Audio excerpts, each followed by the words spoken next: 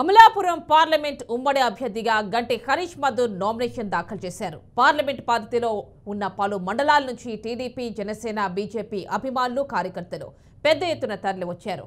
అమలాపురం వెంకటేశ్వర స్వామి ఆలయం నుండి కలెక్టర్ కార్యాలయం వరకు ర్యాలీగా వచ్చారు. ఆనాడు తన తండ్రి బాలయోగి గెలిచినట్లుగానే తాను కూడా గెలవబోతున్నానని ధీమా వ్యక్తం చేశారు. కోనసీమలో బాలయోగి చేసిన అభివృద్ధి తప్ప మరొకటి లేదన్నారు. ఈ 5 ఏళ్లలో వైసీపీ ప్రభుత్వం ఎలాంటి అభివృద్ధి చేయలేదన్నారు. కూటమి అభ్యర్థిగా విజయం సాధించి కోనసీమను అభివృద్ధి చేసి చూపిస్తానన్నారు. తన తండ్రి హయాంలో ప్రారంభమైన కోటిపల్లి నర్సాపురం రైల్వే లైన్ పూర్తి చేసి కోనసీమ ప్రజలకు గిఫ్ట్గా ఇస్తానని హామీ ఇచ్చారు. అలాగే ఈ రోజున నా నామినేషన్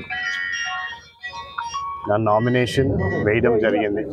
ఈరోజు నా నామినేషన్కి వచ్చిన తెలుగుదేశం, జనసేన, బీజేపీ కుటుంబ సభ్యులు అందరికీ పేరు పేరున ధన్యవాదం తెలియజేసుకున్నా.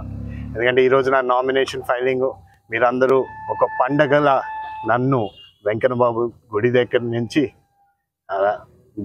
నుంచి కలెక్టర్ ఆఫీస్ వరకు నాకు ఒక పండగల నన్ను ఒక ర్యాలీలో తీసుకెళ్ళడానికి కృషి చేసిన ప్రతి ఒక్కరికి పేరు పేరున ధన్యవాదాలు తెలుపుకున్నా.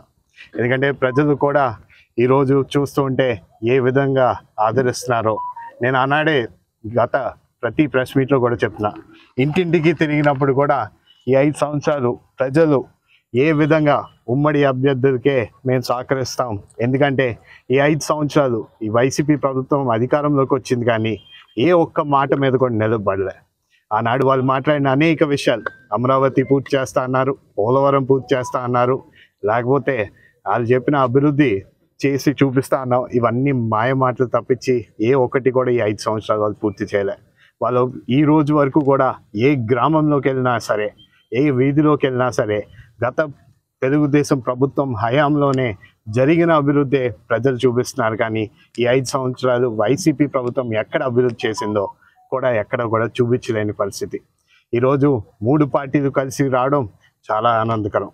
రేపన్నాడు ఈ 3 పార్టీలు కలిసి ఎన్డీఏ అభ్యర్థిగా మేమందరూ పోటీ చేయడం, ఆనాడు మీరు అందరూ ఒకటి గుర్తుపెట్టుకోవాలి.